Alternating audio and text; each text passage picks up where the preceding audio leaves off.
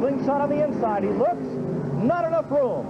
Baker holds him off, forms the box around Arrington, and Earnhardt has to rethink his strategy. That was the primary passing point.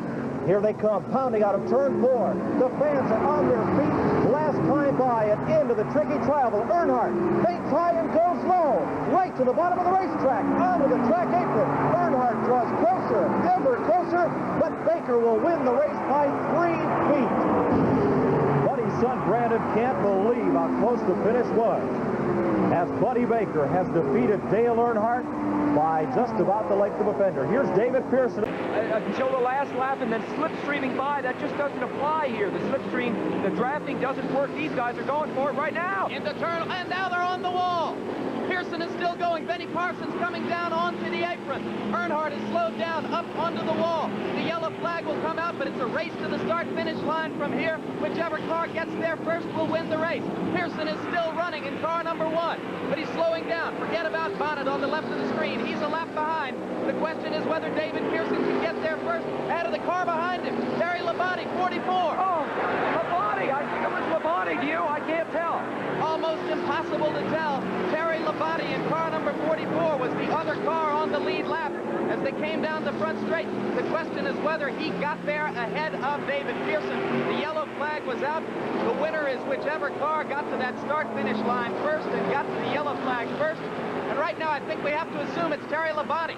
Yep, this is actually the last lap of the race, and it's being run under the yellow, which means that if Pearson was in fact behind in the line, he cannot come back past and take the lead. This is Labonte's race. Are they going to get the checkered flag? Yes, they are.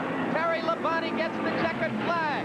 He has not led at any point. Moving down the inside comes Ron Bouchard. 3 cars to win the turn number 3. Waltrip seems to be holding the position. 90,000 people on their feet, screaming, cheering as the field comes out of turn number 4. Down they come. Waltrip still with a swim advantage. Now, to the outside goes Labonte. As the fly over Labonte is going for the lead. Bouchard comes up the inside. 3 cars side by side. Who goes the call? I believe that Ron Bouchard has won in a photo finish. Ron Bouchard, front to the inside, he may have won it by a foot. How about it, Donnie? Well, I couldn't really tell at any point who won the race, but if he won, it was by barely a foot. And it's a typical Talladega race. It was really something. I was out of breath myself the last lap, and I'm up here. 3 cars came out on the triangle. They lined up like a squadron of B-51s out of World War II, and down they came to the line. And Ron Bouchard has unofficially won this race. We'll have a look at the photo finish right now. Here they are, 3 cars charging to the line. Waltrip is in the middle. Labonte had made the move on the outside. Ah, yes, indeed. Yes, indeed. At 195 plus. Give it to Ron Bouchard of Pittsburgh, Massachusetts. Race Hill Farms with the biggest win of their entire race. Labonte stays right in the middle. Yarborough almost touches him. 4 deep and pulling away as they get side by side. 2 automobiles. Baker and Waltrip get a little bit of breathing room. Petty goes into 3rd spot.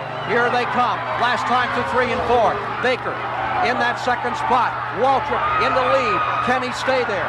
Down they come. Crowd is up. 92,000 strong.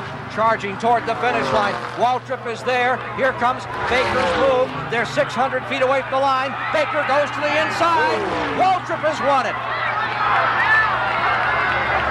Darrell Waltrip has pulled it off. He becomes the first man in history to win the Talladega 500 twice. Magnificent strategy. He stuck it out there. He refused to give any ground. Baker gave him his best shot, but it was Darrell Waltrip's day. Well, Darrell Waltrip led so many races, so many laps of this race, it looked pretty inevitable from one stage on. I think Richard Petty could have won that race, but he... One of them can finish second today. 2 laps to go. Gant draws a bead on the back bumper of Elliott's board. Out of turn 2, back straightaway. Here goes Gant. He makes his move to the inside. I think he's got him. Harry Gant dives into turn 3. He's got the lead.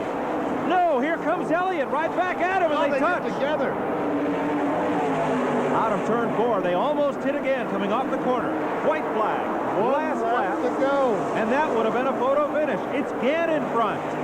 No, it's Elliott coming back at him on the inside. Yes, got the run in down the back straightaway. It looks like Harry's got it. Gant uses all that power and takes the car into turn 3. He leaves half a lane for Elliott on the bottom of the racetrack.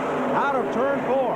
Elliott's got the room, and he's coming, and he beats Gant to the line. I don't believe that, Mike. I don't believe that. And I don't think Harry Gant believed it either. And Neil, he's got to watch Harry Gant, but he's got to watch that mirror, too. Or he's going to lose second place. That's exactly right. Harry's running a fine line right now, right on the bottom of the racetrack.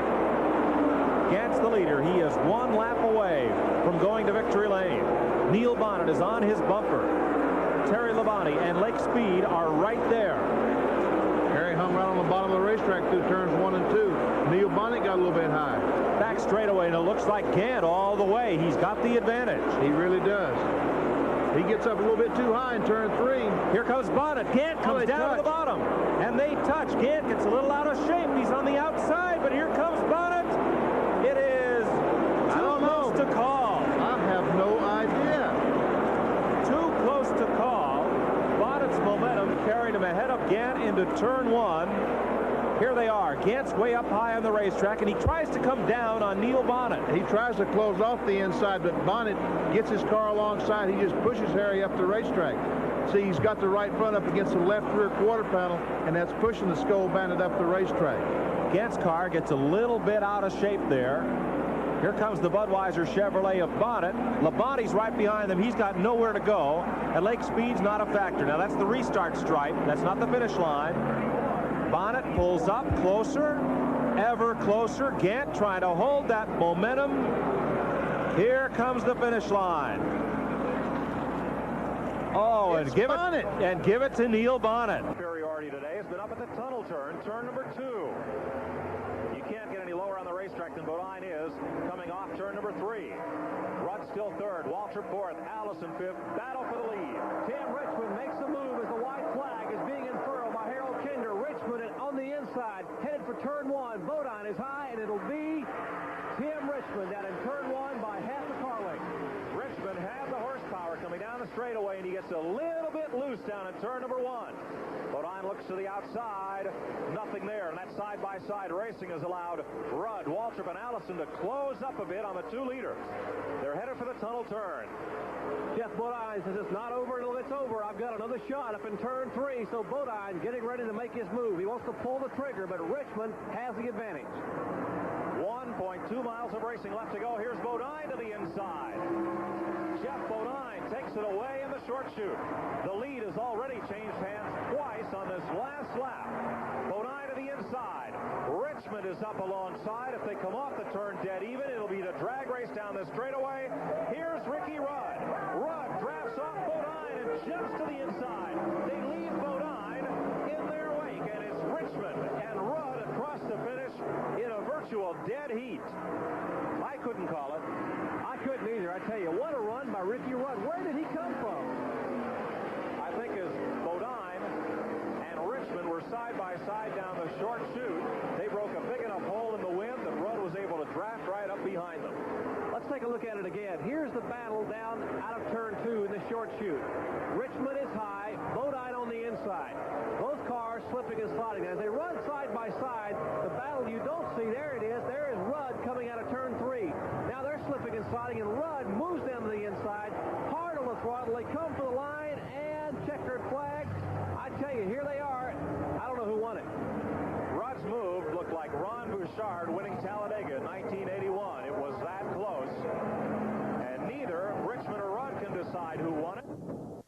There's a photo finish camera that shoots off film at several hundred feet per second. That's now on its way to be developed. But the NASCAR officials in the control tower have indicated that Tim Richmond is to be sent to victory lane as the unofficial official winner. Really affect the handling of that car in front of him by spoiling the way air is coming off the back of the car. But look at Earnhardt. Earnhardt closes up behind Wilson and then has to fall back as Wilson makes his move down to the inside. He is alongside Bill Elliott. Wilson alongside, pushes a nose just ahead. Will this be the first victory for Wilson?